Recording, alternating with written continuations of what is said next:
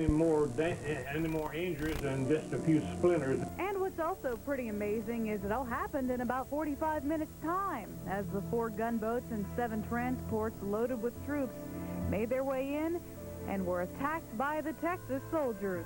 They fired 135 shells in 40 minutes. Now that doesn't seem like much. But you must remember in that type of cannon,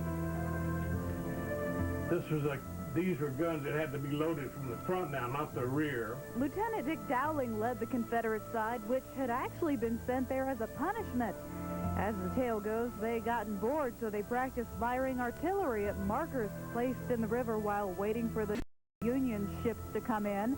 And when they did come in, the Texans sat back and waited till the ships made their way into the Sabine Pass and up the narrow Sabine River. Then there was nowhere for the Union troops to escape, and the Texans' practice paid off. And 2 gunboats were knocked out almost instantly because these cannonballs hit in what they call a steam drum. That's the point where the steam from the boilers collects before it goes into the steam engine. And when it starts coming out of the steam drum, it's under a lot of, maybe as much as 200 pounds of pressure, because most of the men killed aboard these 2 boats were scalded to death with hot steam. Finally, one by one, the boats raised their white flags, ending the battle. Our Texas soldiers captured 2 of the Federal Union gunboats. They captured 350 people when there were only 42 men in the fort.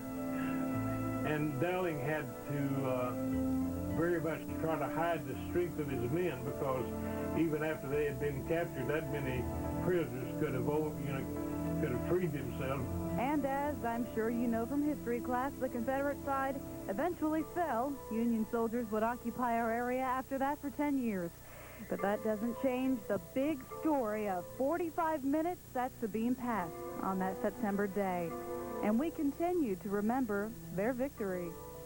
And we sure do thank historian W.T. Block for talking to us about this. We want to tell you the Sabine Pass Battleground State Historical Park is on Farm Road 3322, in case you don't know, just south of Sabine Pass. Mr. Block's a pretty neat guy. He is a great guy. It was great talking to him.